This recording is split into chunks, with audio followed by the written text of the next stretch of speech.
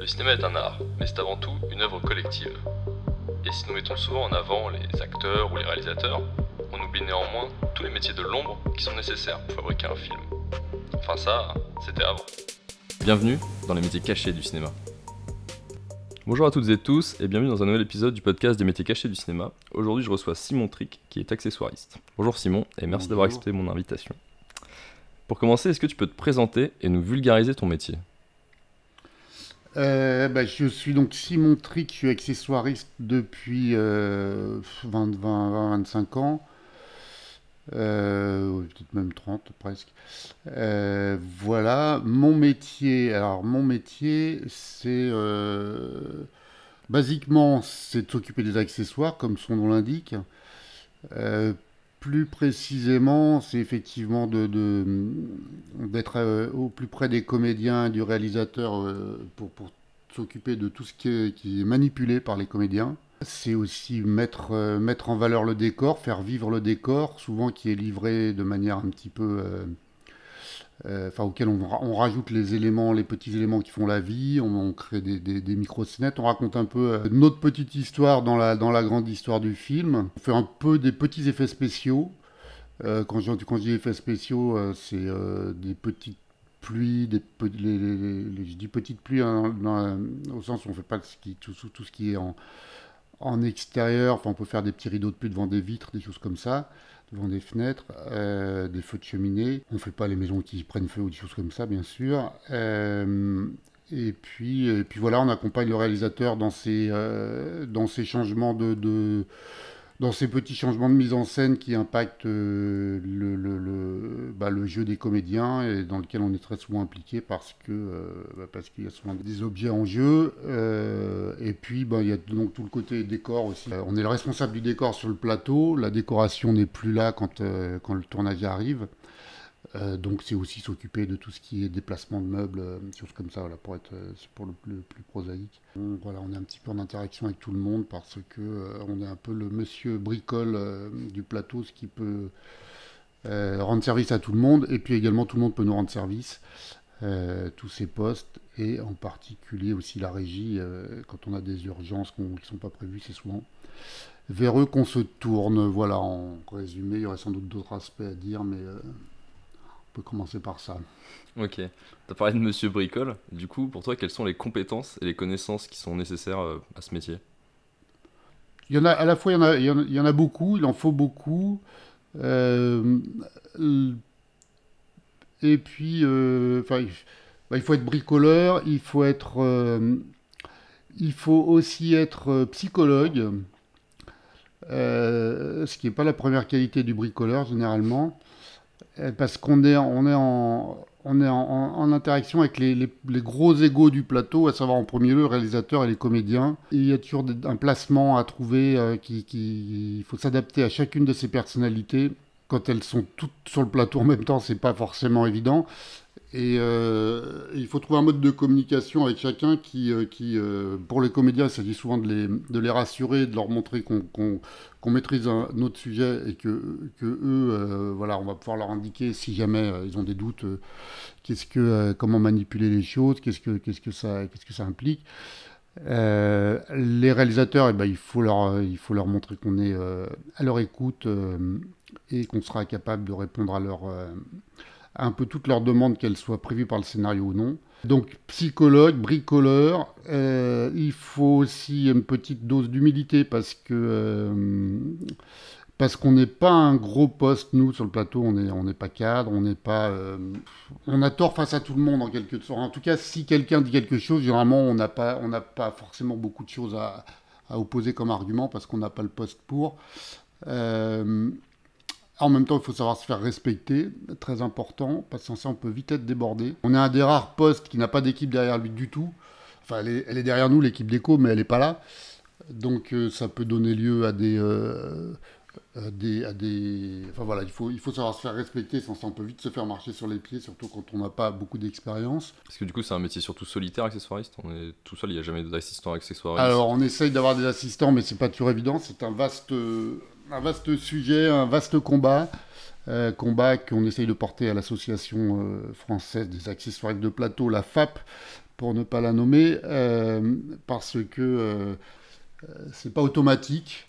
Et quand on a dû avoir un assistant tout le long d'un film, c'est assez compliqué, c'est assez difficile. Euh, Quand on en a un en renfort ponctuel, c'est souvent pas quelqu'un qui connaît forcément bien le métier, c'est généralement quelqu'un qui est détaché de la déco. Donc voilà, nous on se bat pour avoir des assistants qui soient vraiment motivés pour exercer ce métier et en plus avoir un assistant un petit peu en permanence parce qu'il y a tout un aspect de connaissance de notre matériel que quelqu'un qui vient nous aider une journée par-ci, une journée par-là ne pourra pas connaître. Et il faut pourtant, un des grands intérêts d'avoir un assistant, c'est de ne pas courir au camion chercher le truc qui nous manque et rentrer dans un camion d'accessoires sans rien y connaître. C'est comme rentrer dans un musée, enfin pas un musée, mais un atelier. C'est petit, mais il y a plein de choses. Et pour s'y retrouver, c'est très compliqué. Et en fait, voilà, les productions françaises ont pris l'habitude que l'accessoiriste travaille seul, alors que dans d'autres pays, c'est toute une équipe. Et de fait, bah, on s'en sort à peu près bien tout seul, donc c'est un peu difficile de faire changer les usages à ce niveau-là. Ok. Et pour revenir un peu plus dans le passé, et se concentrer un peu plus sur toi, qu'est-ce qui t'a poussé vers le cinéma, et plus particulièrement du coup vers ce métier d'accessoiriste? C'est une forme de hasard en fait. Alors bon, j'ai navigué dans les métiers du spectacle. Enfin voilà, moi j'ai fait les Beaux-Arts à Lyon dans les années, j'ai fini dans le début 90. J'ai cherché du travail sur des chantiers de peinture. En particulier, j'étais sur un chantier à Lyon qui était la construction d'un musée avec une scénographie assez marquée qui avait été confiée à une équipe parisienne, l'équipe d'un atelier qui s'appelait Passe-Muraille. Donc j'ai mis un pied dans les métiers de la peinture de cinéma en fait parce que c'est des équipes qui travaillent pas mal pour le théâtre mais aussi beaucoup pour le cinéma. J'ai mis un pied donc dans les équipes au niveau de la peinture. À côté de ça, j'ai pu faire des courts-métrages avec une copine qui était déco. Et je faisais un peu l'assistanat, un peu tout sur des courts-métrages, on fait un petit peu tout. Et sur un téléfilm qu'on faisait, enfin une série télé sur laquelle j'ai assisté cette amie, Valérie Valero, le réalisateur cherchait un accessoiriste et semblait ne pas le trouver. Euh, il m'a proposé d'occuper le poste. J'ai dit non parce que j'étais pas compétent, j'avais pas le matériel, j'avais pas la bijou, j'avais pas l'expérience. Euh, une semaine après, ou je sais plus, quelques jours après, il est revenu, il m'a dit bah si ça va aller, t'inquiète pas, vas-y. Et puis bon, c'était un tournage qui allait en Martinique pendant 2 mois.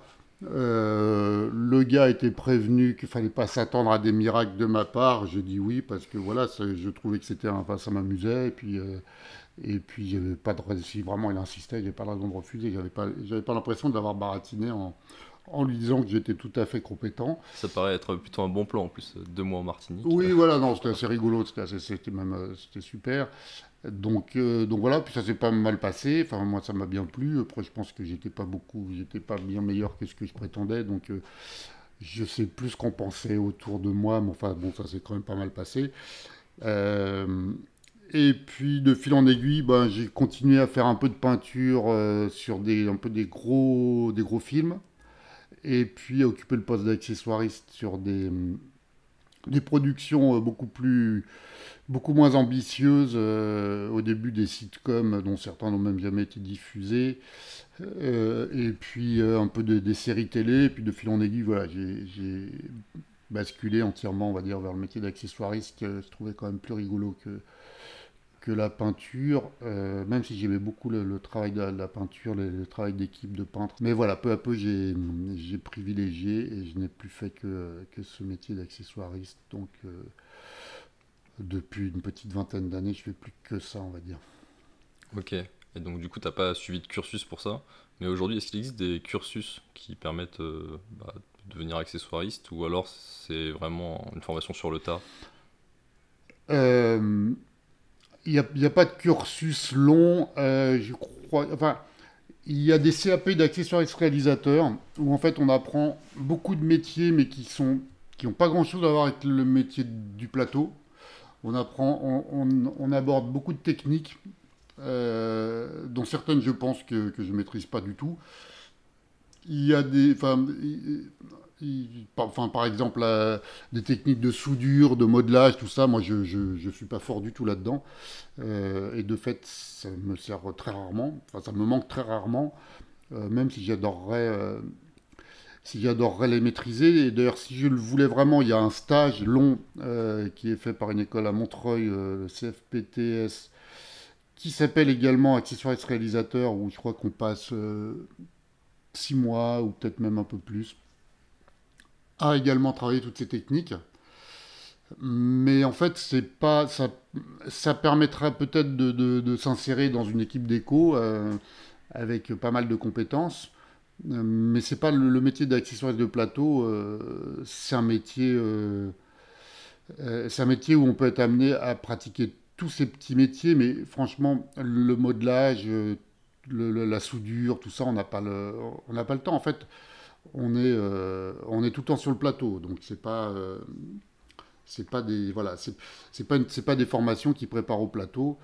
Euh, Moi-même, je dispense des sessions qui durent seulement 15 jours, donc au CIFAP à Montreuil, une ou deux fois par an. Ça peut être moi ou d'autres collègues quand je suis pas dispo.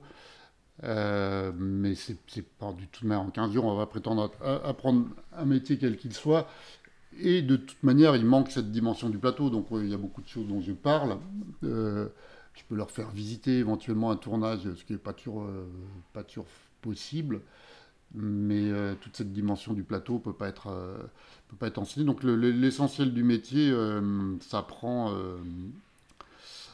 bah, en direct sur le plateau. Parce que gérer telle personne ou telle autre, c'est pas quelque chose. Enfin, on fait ça à la fois tous les jours dans toutes les situations. Mais sur un plateau, ça prend des proportions un petit peu différentes de celles de la vie quotidienne. Donc c'est pas un métier où il y a vraiment des formations. Est-ce que tu trouves que ton métier il a changé en 20 ans, entre tes débuts et maintenant? Est-ce que le métier d'accessoiriste il a un peu changé, évolué? Fondamentalement, non, j'ai pas trop l'impression qu'il ait bougé. Peut-être même, je dirais qu'il n'a pas assez bougé. En particulier pour cette question de la reconnaissance, la- la possibilité d'avoir un assistant. De ce point de vue-là, ça n'a pas assez bougé. Sur un autre point de vue, ben, notre métier, il bouge, enfin, il varie surtout selon les interlocuteurs, selon les projets, les réalisateurs, les comédiens qu'il y a. Donc, mais la nature de notre métier, non, je dirais qu'elle a quand même pas beaucoup changé. Le numérique n'a pas changé grand-chose. Il a pu nous délester de quelques trucs, nous faciliter un peu le travail dans ce sens où, par exemple, quand il y a des scènes de bagarre avec un couteau, avant il fallait trouver un couteau à lame rétractable ou des lames souples ou des choses comme ça. Sur les effets, ce genre d'effets spéciaux, le numérique sauve des coûts. Par exemple, dans ces cas-là, on coupe le manche du couteau et puis rajouteront la lame en VFX. Euh, donc ça, c'est un petit impact, mais c'est pas le cœur de notre métier de toute manière, ce genre de scène. Donc moi, de mon point de vue, non. Je pense peut-être qu'un autre accessoiriste aurait d'autres choses à dire, mais de mon point de vue, ça n'a pas beaucoup évolué, non, parce qu'on est toujours dans le quotidien. Enfin, il y a plus de séquences avec des fonds verts ou maintenant avec des murs de LED, mais ça change pas grand-chose au fond de notre métier, je pense, à la pratique qu'on peut avoir sur un plateau. Ok. Euh, et du coup, dans tes 20 années, tu as aussi beaucoup travaillé sur des films justement un peu réalistes ou fantastiques. Parce que tu as fait pas mal de Quentin Dupieux, comme Yannick, Mandibule ou encore Au Poste. Comment tu fais pour aborder des projets aussi différents? Parce que rien que pour ce réalisateur-là, là, tous ces projets sont quand même assez différents. Non, mais euh, c'est toujours un peu le même principe. On lit un scénario, on voit un peu qu'est-ce qu'il y a à faire, et puis on voit ce qu'on prend en charge. Il y a quand même toute une équipe derrière nous, donc autour de nous, l'équipe d'éco prend en charge beaucoup de choses. Il y a des SFX, il y a Quentin, il n'aime pas trop les VFX, donc on essaye de limiter le, le recours au VFX, mais c'est pas des décisions que je prends moi ou sur lesquelles j'interviens dans le processus. Euh, Non, chaque film est différent, que ce soit ceux de Quentin Dupieux ou d'autres réalisateurs. Ils ont tous leurs difficultés, leurs spécificités, qui peut être plus ou moins techniques. Euh, il n'y a pas de truc, il y a pas de recette, en tout cas, ça c'est sûr. L'idée, c'est avant tout d'être à l'écoute ben, à l'écoute du réalisateur, en fait, et de suivre un peu comment il a envie de travailler, comment il a envie que les choses soient faites. Et, et nous, ben, après, autour de ça, on amène notre expérience, notre petite expertise, si on en a une, ou en tout cas notre point de vue, puis on fait les choses à notre manière. Il y a toujours 36 manières de faire la même chose, donc n'importe quelle question pourra être traitée différemment par les accessoiristes. Euh, donc voilà, chacun mène sa barque à sa manière dans les différents films qu'il fait. À l'inverse, tu as aussi travaillé sur une série Netflix, La Révolution, donc une série d'époque. Est-ce que c'est plus facile, enfin, ou je sais pas à quel point c'est différent de préparer une série d'époque comparée à des films contemporains, par exemple, au niveau justement des accessoires qui sont demandés? Une série d'époque, c'est des accessoires d'époque, mais ça reste des accessoires. Euh, Déjà, il faut quand même avoir à l'esprit que le métier d'accessoiriste de plateau, c'est un métier qui s'exerce sur le plateau. C'est un peu une évidence, mais ce que je veux dire, c'est que on a très peu de prépa. On a une semaine de prépa, 2 semaines sur des gros films, des plus gros films un peu historiques, ou avec voilà, des aspects un peu plus lourds à la déco. Ce qui en fin de compte est très peu. Donc, quand on arrive sur sur un film, l'accessoire, enfin, il y a beaucoup de choses qui ont déjà été faites par la déco. C'est aussi, moi, un des trucs que je déplore un peu, enfin, que je trouve qui mériterait une évolution, c'est que l'accessoiriste soit intégré au travail des accessoires, à la préparation des accessoires en amont. C'est très peu le cas, c'est pas dans les habitudes, et ça fait que nous, on arrive sur un film, on prend connaissance. Bon, on a lu le scénario, on a fait un peu, généralement, on a quand même travaillé 2 3 jours avant en off, entre guillemets. Mais quand on arrive sur le film, on a à peine le temps de prendre connaissance des choses, de chercher peut-être 2 3 petits accessoires, 2 3 petites choses qu'on aura l'habitude de préparer, de préparer soi-même, des rampes à feu, des choses comme ça quand il faut le faire. Le temps d'aller faire un petit tour sur tel ou tel décor qu'il faut visiter, le temps de charger le camion, enfin bref, le temps de la présentation des accessoires, le temps des petites réunions qu'il y a à faire, plus ou moins petites, avec la déco, avec la réa, voilà, tout ça fait qu'en fait, on arrive sur un film, on a à peine eu le temps de s'occuper de préparer des choses, en fait. La préparation, c'est un bien grand mot. Euh, donc, film d'époque ou pas film d'époque, la déco, elle aura fait l'essentiel du travail. Donc après, c'est des ambiances qui sont différentes, mais encore une fois, il y a des spécificités au film d'époque qui peuvent être d'avoir des bougies à allumer, à gérer en permanence. C'est effectivement des films où on aura plus facilement un assistant parce qu'il y a ce genre de choses fait que les choses sont ce genre de scène par exemple avec des bougies fait qu'on a plus besoin de gens, mais on a besoin de voilà des petites mains. Mais sinon, moi je fais pas une grosse différence entre un film contemporain et un film d'époque au niveau du travail, parce un film contemporain aussi, il pourrait y avoir bon, bah, il y a les scènes de repas qui représentent beaucoup de travail, et enfin, il n'y a pas c'est plus un univers dans lequel on évolue qui est différent que le travail qui change en fin de compte. Moi, je dirais ça comme ça, ouais. Ok. Et du coup, enfin, tu travailles beaucoup avec les enfin, décorateurs, décoratrices. Et jusqu'où ça va le moment de passation en fait? Enfin, à partir de quand t'intègres l'équipe et à partir de quand finalement les décorateurs s'en vont? Du coup, vous croisez quand même, vous avez des réunions en amont du projet ou vraiment ils Bah, te laissent les clés une fois que le tournage commence? ben les deux, il y a des réunions en amont. Avec le chef d'éco, il y a déjà une rencontre. On le connaît d'un film précédent ou pas. Si on ne le connaît pas, il y a une rencontre qui est généralement avant aussi, enfin, avant même la préparation, mais à un moment où lui, il est déjà en préparation.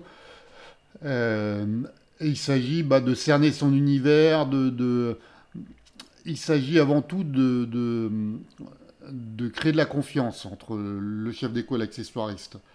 Il s'agit de voir comment il a envie de travailler, comment il crée ses décors, comment il les développe. Euh, C'est-à-dire, par exemple, un décorateur qui va faire qui livre un décor avec des portions de mur blanc, savoir un peu s'il tient à ça, savoir dans quelle mesure le décor pour lui est finalisé, dans quelle mesure il laisse les clés à l'accessoiriste et à l'équipe réalisation. Est-ce que un cadreur qui dira bah là il y a un mur blanc, mets-moi une affiche, est-ce qu'on met une affiche qu'on va chercher dans son camion, ou est-ce qu'on lui dit non non, le chef déco il a livré le décor comme ça, moi je mets pas une affiche, même, ou déplacer un cadre du décor qu'on pourrait mettre plutôt ici ou 50 cm à côté. Euh, Parfois il faut savoir dire non parce que le déco et l'ensemblier ont livré leur décor tel quel. Euh, donc voilà, il s'agit avant tout de créer de la confiance parce que de toute manière, le déco, quand il arrive, euh, enfin, l'équipe de tournage, quand elle arrive sur le plateau, le déco, il s'en va. Le déco, il arrive pour livrer son décor le matin de la livraison du décor ou le premier jour de tournage dans tel décor, il sera là. Après, si on retourne le lendemain dans ce décor, il ne va probablement pas revenir. Et de toute manière, il est en train de préparer le décor suivant. Donc il laisse complètement les clés du décor à l'accessoiriste. Un des rôles de l'accessoiriste étant d'ailleurs de faire respecter le décor, c'est pas toujours évident. Euh, de, de, de faire respecter, de corriger des comportements qui ne sont pas justifiés sans se mettre les gens à dos parce qu'on a besoin de pas créer de maintenir une ambiance de cordialité avec tout le monde. Euh, voilà, mais en tout cas, la question du décor, oui, l'accessoiriste reçoit les clés du décor et il est responsable entièrement de tout le décor, ce qui fait enfin, ce qui explique qu'il faut qu'il y ait une vraie relation de confiance. Un chef déco qui n'a pas tellement confiance en son accessoiriste, qui ne va pas être très heureux sur un film parce qu'il aura toujours peur qu'en quelque sorte, à l'image, ce qu'il verra à l'image soit une sorte de trahison de son travail.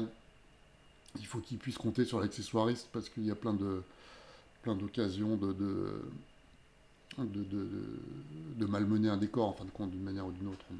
Et du coup, il y a des duos comme ça qui se forment de chef déco accessoiriste, genre le chef déco va appeler quasiment tout le temps le même accessoiriste. Enfin, je sais pas si c'est lui qui peut choisir ou pas son accessoiriste, ou si c'est plutôt la prod. C'est pas la prod, euh, c'est le, le, le, le processus de recrutement d'un accessoiriste, il peut être déjà très divers. Euh, il y a bien sûr des chefs déco qui aiment travailler avec tel accessoiriste plus qu'avec tel autre. Sur tel type de film, il y en a qui auront quelques noms d'accessoiristes en se disant tiens, je vais travailler avec tel réalisateur, je pense que c'est tel accessoiriste qu'il me faut, ou je vais travailler avec tel autre, et là ce sera tel autre accessoiriste. Donc ils peuvent avoir comme ça un petit trousseau d'accessoiristes. Après, il faut qu'il soit dispo. Généralement, on le demande en premier, on demande en premier enfin, la prod, la direction de production ou demande en premier au réalisateur s'il en a un accessoiriste, parce que c'est quand même lui qui valide l'accessoiriste. S'il en a un, il est embauché et c'est confortable pour tout le monde. Généralement, le chef déco, même s'il ne le connaît pas l'accessoiriste, voire même s'il n'est pas très heureux du choix, parce qu'il le connaît justement, il s'en remettra à ça parce qu'il sait que le principal interlocuteur de l'accessoiriste, c'est le réalisateur. Si le réalisateur choisit son accessoiriste pour lui, c'est des épines dans le pied potentielles qui s'en vont en quelque sorte parce que un réalisateur ne pourra pas reprocher à un accessoiriste, enfin ce qu'il pourra reprocher à son accessoiriste, il ne pourra pas le reprocher au chef déco. Enfin voilà, c'est confortable pour tout le monde et particulièrement pour l'accessoiriste d'être choisi par le réalisateur. Ensuite, si le réalisateur n'amène pas son accessoiriste ou si l'accessoiriste qu'il voudrait amener n'est pas dispo, généralement on demande au chef déco d'en proposer. Ça peut aussi être le premier assistant qui en propose, parce que le premier assistant, il a un point de vue sur la chose. C'est aussi un de ses premiers interlocuteurs, l'accessoiriste. Il sait à quel point un accessoiriste a un rôle à jouer sur la fluidité du plateau, qui est quand même un des critères principaux de travail du premier assistant réalisateur, c'est de créer de la fluidité sur un plateau. Et il sait l'importance qu'a l'accessoiriste voilà, pour huiler tous les rouages. Euh, donc ça peut être le premier assistant ou le chef d'éco qui propose un accessoiriste. En tous les cas, c'est le réalisateur qui le valide. Et c'est lui qui a le dernier mot, quoi. Du coup, t'as parlé que t'étais un peu en contact avec quasiment tous les métiers. Est-ce qu'il y en a avec lesquels t'es le plus en contact? Bon, bah, je vous dis, il y a le réalisateur, premier assistant réalisation, comédien. Bon. Mais il y a la script avec qui on est là, ou le script, euh, qui est aussi un partenaire de travail, plus qu'un interlocuteur. C'est vraiment, on travaille ensemble pour tout ce qui est raccord, tout ce qui est cohérence de ce qu'on peut faire. C'est vers la script ou le script que je vais me tourner pour savoir, par exemple, pour créer une ambiance dans un décor intérieur. Généralement, l'heure influe. Donc c'est elle. Bon, généralement, ils ont toujours fait une continuité. Donc avec l'heure, souvent. Donc on peut savoir à quelle séquence il est quelle heure. Mais si on a besoin de précision, voilà, d'ordre de la mise en scène, on peut se tourner vers le script pour savoir un petit peu si notre idée est juste ou pas. Puisqu'on est tout le temps en train de, voilà, de proposer des petites choses, de faire des petits aménagements qui peuvent... qui créent une ambiance, et il faut que ce soit en cohérence avec l'esprit de la séquence. Et ça, c'est la script qui a un bon point de vue là-dessus. Donc, et vers qui on se tourne dès qu'on a un doute sur un raccord, qu'il s'agisse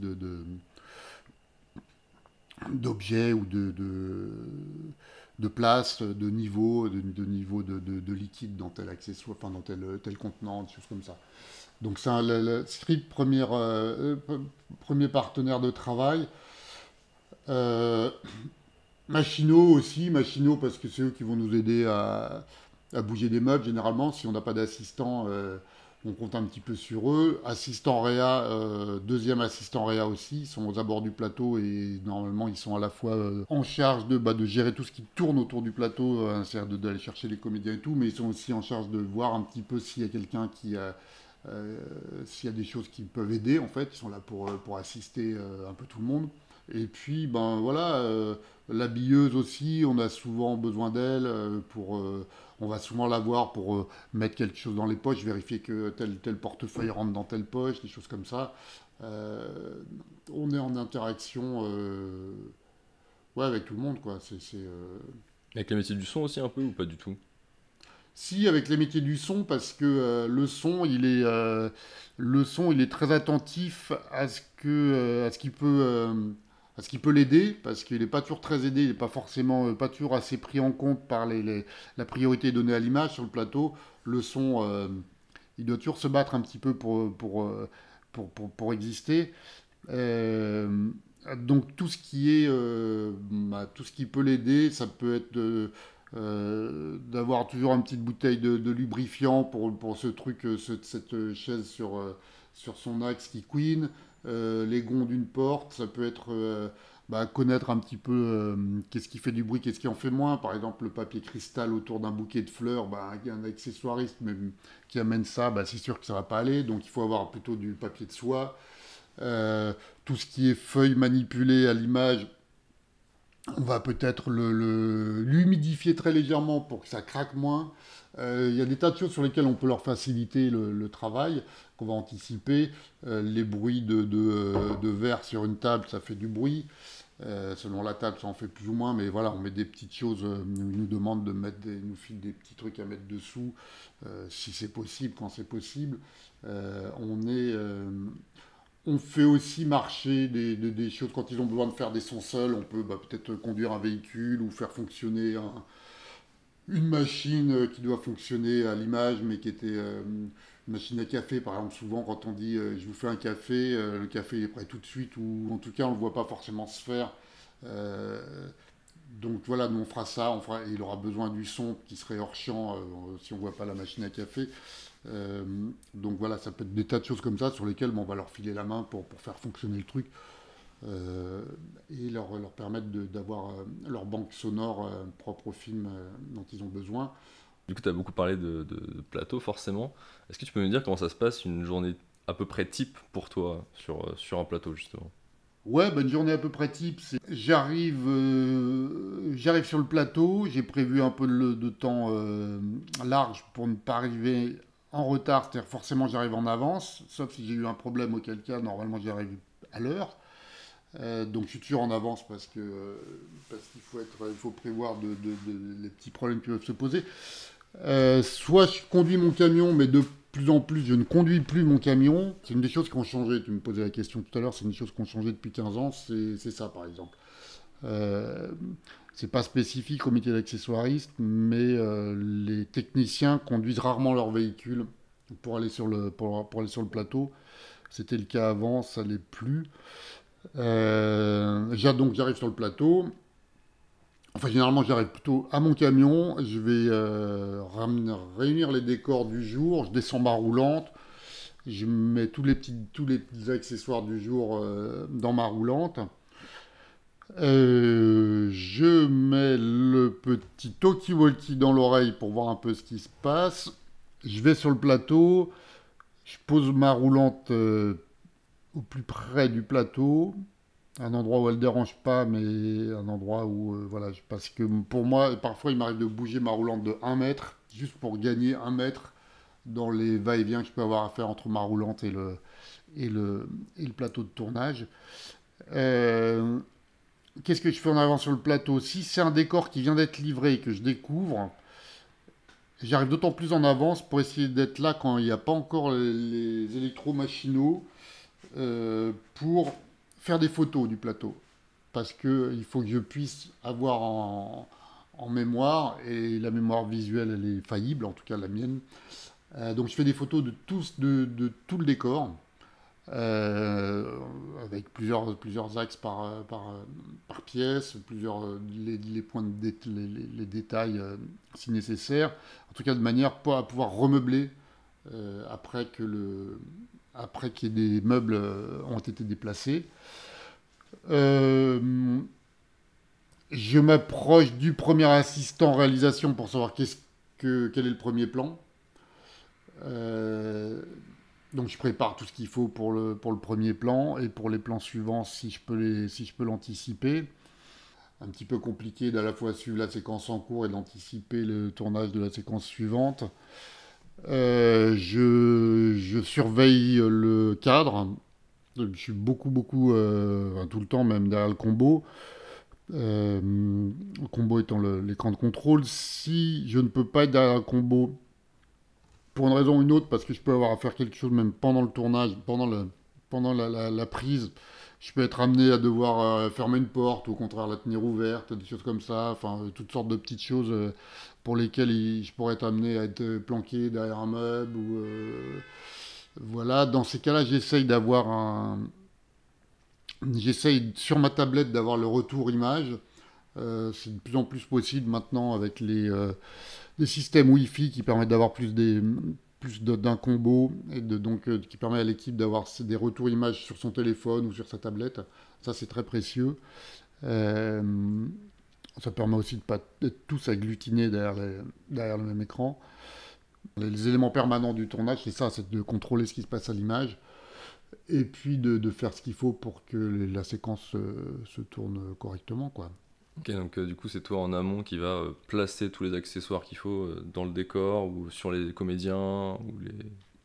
Alors sur les comédiens, non, parce que ce qui touche les comédiens, c'est du costume. Mais par contre, je les place. Enfin, si, oui, je leur donne les accessoires qu'ils vont manipuler, qui sont que ce soit un portefeuille, que ce soit enfin, ce qu'ils peuvent avoir sur eux, c'est ça, c'est genre un portefeuille, c'est une arme. Si elle tire pas, si elle tire, c'est un armurier qui s'en charge. Euh, c'est des trousseaux de clés, c'est des choses comme ça, des mallettes, des bagages, tout ça, je leur mets dans les mains, effectivement. Et puis, en amont de ça, j'ai effectivement mis dans le décor tout ce qui est nécessaire au jeu et également tout ce qui est nécessaire à l'ambiance, qui n'est pas forcément, qui est pas forcément un accessoire de jeu, mais qui va permettre au décor d'être vivant. Ça peut être de sortir quelques livres d'une bibliothèque pour les poser sur une table, de mettre une tasse à café si on est le matin et que ou deux ou trois. Ça peut être effectivement de créer une fin de repas, même s'ils ont fini de manger, même si, je sais pas, des enfants s'en vont à l'école, ben, peut-être il y aura un petit déjeuner encore, ou les dernières traces d'un petit déjeuner sur la table. C'est des choses comme ça qui donnent une sorte de background de vie au tournage, à la séquence, et qui sont pas marqués dans le scénario, qui sont pas expressément demandés, mais qui, voilà, c'est des propositions que je peux faire. Après, je peux aussi, enfin, on peut me dire non, c'est pas la peine, on veut pas ça ou ceci, cela. Mais ça fait partie des choses auxquelles je dois penser et que je dois pouvoir faire. Euh, Surtout ne pas faire des propositions qu'on peut pas naturellement, qu'on peut pas honorer, quoi. Et du coup, c'est-à-dire que quand tu arrives avec ton camion, tu as déjà tout l'accessoire qu'il te faut pour la journée ou même pour tout le tournage. Enfin, quand tu arrives, donc, je sais pas qui l'emmène du coup ton camion, mais quand ton camion est là avec tout dedans. Ouais, non, ce que j'ai, c'est les accessoires. Ce que j'ai pour tout le tournage et tout le temps dans le camion, c'est les accessoires un peu propres au comédien, c'est-à-dire des choses qui le caractérisent, qui sont ces accessoires quotidiens. Dans le cadre des films policiers, c'est une arme. Dans le cadre, dans le cadre plus général, c'est effectivement c'est un portefeuille, c'est un stylo, c'est bien sûr les téléphones, parce que les téléphones, même s'ils jouent pas, il faut toujours les avoir en portée de main parce chacun sait qu'on tripote beaucoup nos téléphones, même si c'est pas nécessaire. Enfin, en tout cas, voilà, ça fait partie des choses qu'il faut pouvoir sortir à tout instant. Sinon, non, j'ai pas tous les accessoires de tout le film, ne serait-ce que parce qu'il y a des choses qui jouent 2 jours, une journée, trois, quatre jours, qui sont louées, donc on me les apporte. Le régisseur Dex, donc, qui est mon premier interlocuteur de travail, partenaire de travail même avec de l'équipe d'éco, qui est donc la personne qui est chargée euh, des accessoires, du meublage, qui travaille en fait entre moi et l'ensemblier, enfin qui répond à la fois aux demandes de l'ensemblier et aux demandes du plateau. Donc c'est lui ou elle qui va m'apporter les accessoires au jour le jour, ceux qui jouent pas très longtemps, les accessoires périssables. S'il y a des fleurs qui jouent, c'est lui qui me les amène le matin. Je peux pas m'occuper de ça le soir parce que quand je rentre, tout est fermé. Quand je pars, rien n'est ouvert. Donc non, non, j'ai pas tous les accessoires, loin de là. Il y a parfois des choses très encombrantes. Ça peut être un banc, un accessoire, hein. Enfin, ça c'est du meublage, mais la déco peut me remettre un banc qui joue le lendemain à 50 km et il n'y a que ça à porter. Ils vont pas faire eux le voyage, ils s'arrangent pour me le faire passer au moment où on tourne dans Paris, par exemple, et à me coller ça dans le camion, ce qui me ravit pas, mais et que je récupère le soir quand on quitte un décor ponctuel à 50 km. Donc non, non, il y a largement pas tout le tournage dans le camion. Il y a beaucoup de choses, oui, qui sont louées et qu'on cherche à rendre le plus tôt possible. De toute manière, moi, je cherche toujours à me débarrasser des choses le plus tôt possible, sans me presser trop non plus, parce qu'il peut y avoir des retakes, il peut y avoir, bah, il faut bien faire la différence entre ce qui ne joue plus et ce qui pourrait rejouer. Euh, donc voilà, les accessoires, même quand ils sont achetés, je prends pas tout. Parfois, ils sont apportés par le Régidex ou l'ensemblier, déposés sur le décor, parce que la déco, elle a un stock dans lequel il regroupe les choses par décor, les accessoires, le meublage, tout ça, largement au-delà des accessoires de jeu. Donc si ça pose pas de problème, enfin si je pense pas en avoir besoin avant le tournage et ni après, je leur dis bah ça je vous le laisse, amenez-le avec tout le meublage parce que j'ai pas de raison d'en avoir besoin avant. Il peut s'agir, je sais pas moi, d'un encrier avec lequel le comédien va écrire. Alors j'aurais pris soin de vérifier que tout ça fonctionne, comment ça fonctionne en prépa.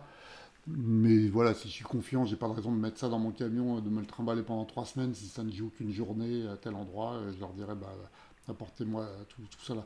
Après bon, il y a des accessoiristes qui ont des plus gros camions. Moi, généralement, j'aime travailler avec mon petit camion qui est un 12 mètres cubes. Parfois, on peut avoir un 20 mètres cubes. Donc là, pour le coup, enfin, moi, c'est une camionnette. Les 20 mètres cubes, c'est des camions standards 22 mètres cubes, en fait, qui sont ce qu'on peut conduire au plus gros avec un permis voiture. Donc il y a des accessoires qui préfèrent travailler avec ça. Et peut-être que voilà, il y en a d'autres qui, au contraire, diront tout ce qui joue, tout ce qu'on a, tout ce qui a été acheté, tout ce que je peux avoir, je préfère l'avoir. Comme ça, je suis sûr, je suis tranquille. Il n'y a pas de galère, je peux le sortir. Si, peut-être ça pourra me servir pour autre chose. Enfin, il y a des tas de bonnes raisons pour travailler différemment. Moi, j'ai plutôt tendance à travailler de manière de même que ma roulante, elle est plutôt petite. Il y en a qui ont des roulantes beaucoup plus grosses, et chaque chose ayant son intérêt et ses inconvénients. Donc peut-être il y a d'autres accessoiristes qui cherchent à réunir tout ce qui est dans le stock déco qui concerne les accessoires, ils mettront tout dans leur camion. Moi non, mais voilà, chacun a ses petites méthodes de travail. Ok. Et du coup, là, quand tu dis qu'il y avait des choses qui sont louées ou achetées exprès pour le tournage, justement, qui c'est qui fait ces demandes? C'est toi qui va dire qu'il faut telle ou telle chose ou c'est géré par quelqu'un d'autre? Toi, juste tu gères une fois que c'est sur le plateau? Alors moi, la plupart des accessoires, moi, ils sont marqués accessoires de jeu, ils sont dans le scénario en fait. Il n'y a pas grand-chose à... Et ce qui fait que la déco, le régisseur d'ex quand il lit le scénario, les assistants réa quand ils font leur dépouillement,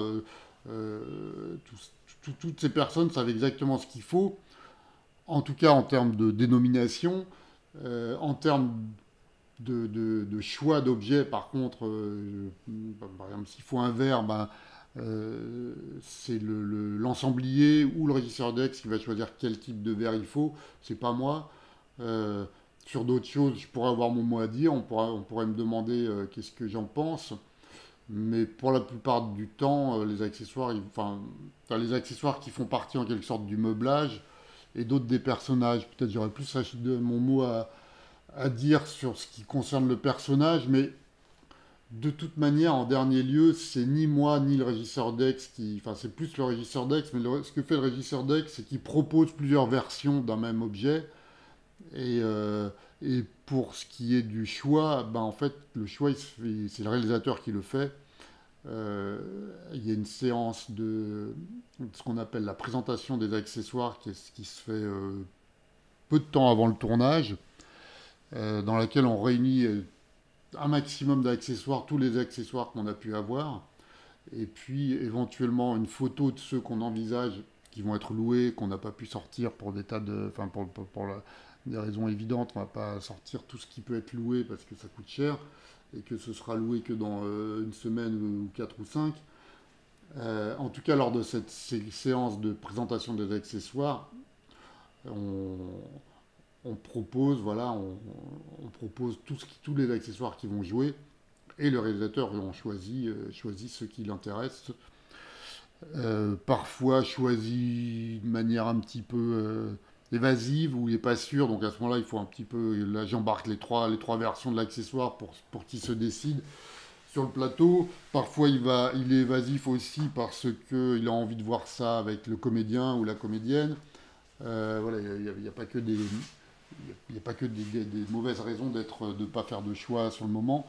Enfin, ce que je veux dire, c'est que ça ne nous arrange pas quand le réalisateur n'est pas sûr de son choix.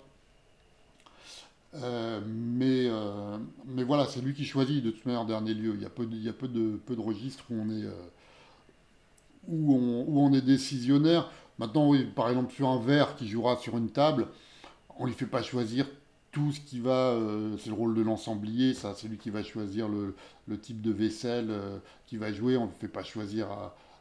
On peut, mais c'est rare. Ok, et du coup, tout à l'heure, tu disais que tu pouvais aussi faire une petite ambiance de petit déjeuner ou voilà, proposer des choses, mais du coup, il faut qu'il y ait des accessoires sur place. Est-ce que toi, dans ton camion aussi, tu as, je sais pas, des accessoires juste personnels que tu as aussi toi, parce que ça peut servir en plein de films, par exemple? Oui, bah, bien sûr, on a tous notre petit stock euh, dans le camion et dans notre stock.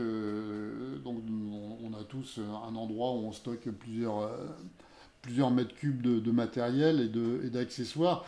Bah, par exemple, moi, on a tous des stylos, on a tous des portefeuilles, des choses qui, voilà, qui qui sont les accessoires un petit peu qui peuvent caractériser facilement un personnage et qui évitent d'aller courir dans tout Paris pour en trouver, quoique on peut toujours en manquer, des étuis à cigarettes, des choses comme ça, des briquets, tout ça. On a tous un petit lot de ce genre de choses qu'on va proposer donc à cette présentation d'accessoires, complété par par les stylos, briquets et autres qu'aura trouvé aussi le régisseur Dex.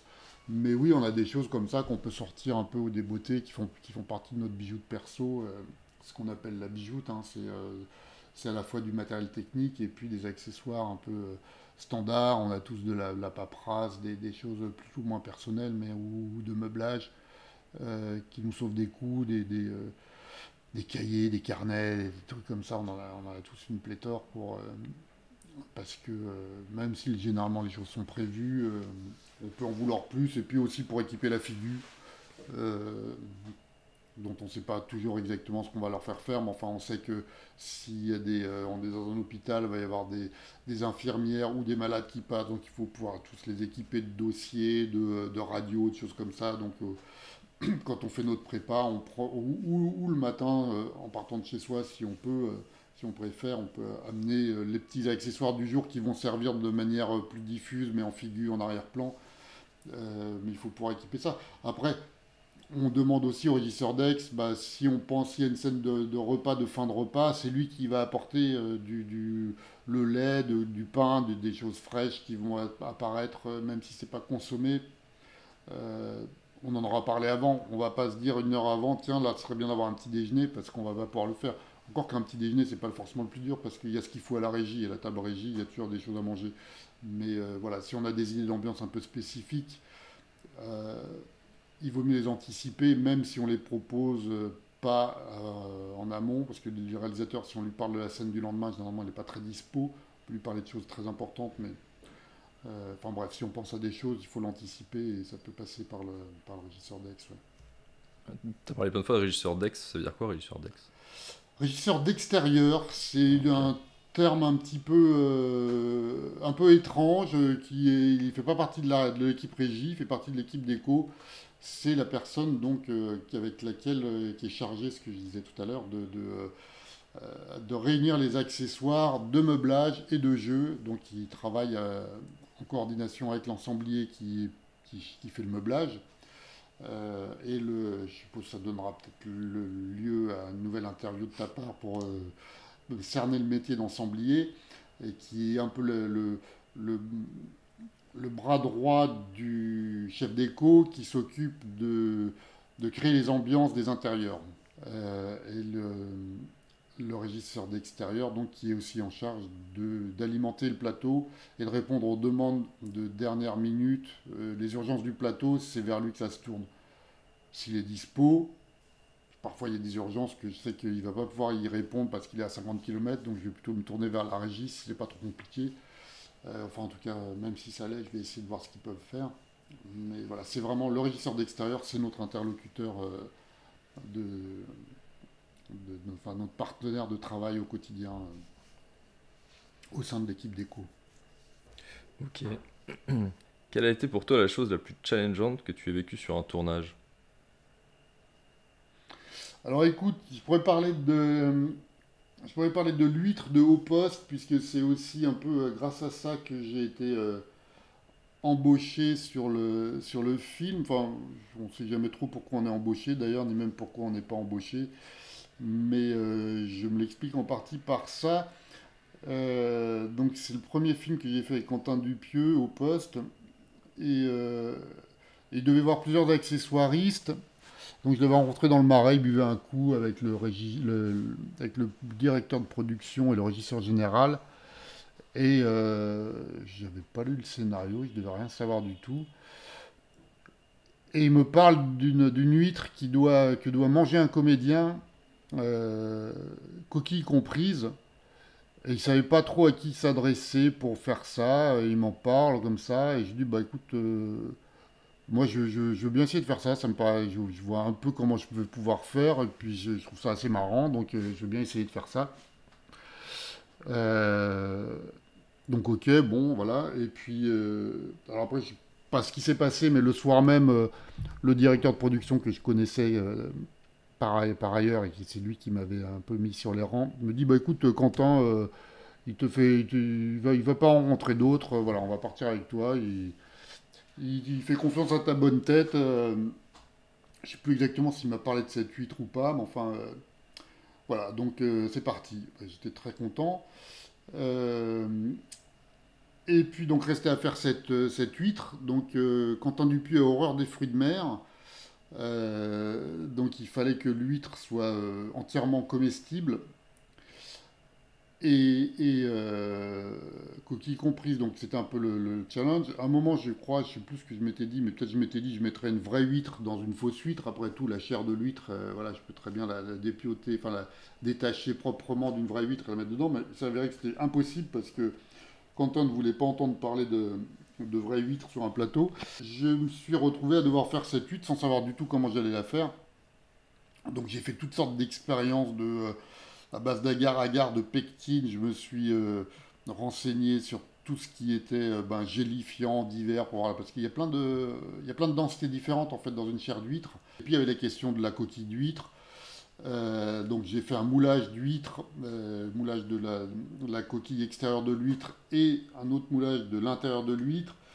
Et puis donc à partir de ce moulage, j'ai fait avec de la pâte à sucre des moulages donc, de cette huître, de cette coquille, que ensuite j'extrayais du moule, mais c'était tout mou, donc ça avait tendance à s'affaisser un petit peu. Je les faisais donc chauffer, je les faisais sécher au four, euh, mais je les faisais sécher très lentement, et en fait, je ne voulais pas le faire cuire, je voulais pas que ça devienne marron, et je voulais pas que ça craque, donc je le faisais chauffer très lentement, et en fait pendant genre une trentaine d'heures. Donc j'en ai fait une vingtaine comme ça, je pense que j'ai passé 3 week-ends, j'avais à peu près le temps de les faire.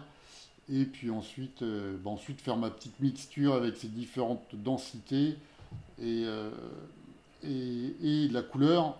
Autant la coquille d'huître c'est pas gris du tout comme on pourrait l'imaginer, il y a plein de couleurs, il y a du vert, il y a du violet, il y a toutes les couleurs de l'arc-en-ciel presque. Sachant que tout ça c'était, moi j'arrivais sur le plateau avec mes coquilles vides, tous mes petits mélanges, et puis il fallait que je le fasse vraiment quelques minutes avant la prise parce que sans ça les choses se mélangeaient, enfin le truc avait beaucoup moins de bonne gueule pendant au bout d'une demi-heure. Elle ne pouvait pas être déplacée sur donc il fallait que je fasse tout sur le plateau assez rapidement. Bon, j'avais genre 5 minutes pour le faire, donc j'avais tout préparé, mes petites mes petits pots avec différents liquides, avec une seringue, avec un pinceau, avec des petites cuillères. Donc voilà, ça donne l'occasion de faire des essais, de faire ces petites bidouilles et puis de faire des trucs qu'on n'aura pas l'occasion de faire ailleurs. Et du coup, dernière question. Quel autre métier du cinéma penses-tu n'est pas assez mis en avant et qui pourrait faire l'objet d'un prochain épisode? Waouh, alors des métiers pas assez mis en avant, il y en a pas mal dans le cinéma, un peu en même temps mis en avant, de toute manière c'est ce que tu es en train de faire, donc c'est bien. Euh, je pense un de ceux dont on entend le moins parler, je dirais que c'est les métiers autour de la régie. Les assistants régie, les régisseurs adjoints qui vont faire des courses, chercher les comédiens, qui vont faire un truc que j'ai horreur de faire, enfin c'est pas mon boulot donc ça tombe bien, mais c'est faire la circulation, arrêter les voitures. C'est eux aussi qui vont chercher qui fait de la perceuse en HLM, dans quelle maison il y a une tondeuse qu'on entend, et visiblement elle est très loin, elle est à 2 km. À quelle maison, de quel pavillon autour de l'autre côté d'une vallée, je me rappelle, on voyait que ça venait de l'autre côté de la vallée, enfin, pas une grosse vallée, mais enfin c'était quand même à 1 km à vol d'oiseau, je pense. C'est eux qui vont chercher le truc, et puis il y a tout le plateau qui est là en train de leur dire bon, c'est bon, tu l'as trouvé, tu le maîtrises. Oui, ouais, je suis à la porte, mais il m'entend pas, il y a la tondeuse, j'arrive pas. C'est ce genre de petit métier qui fait qu'un tournage se passe bien ou pas.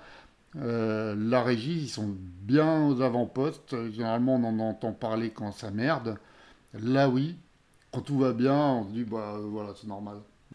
Ok, ça marche, super. Et bah merci beaucoup Simon. Bah, de rien. Merci beaucoup d'avoir écouté cet épisode des métiers cachés du cinéma. S'il vous a plu, n'hésitez pas à vous abonner, mettre une note et un avis sur votre plateforme d'écoute préférée, et je vous donne rendez-vous prochainement pour un nouvel épisode.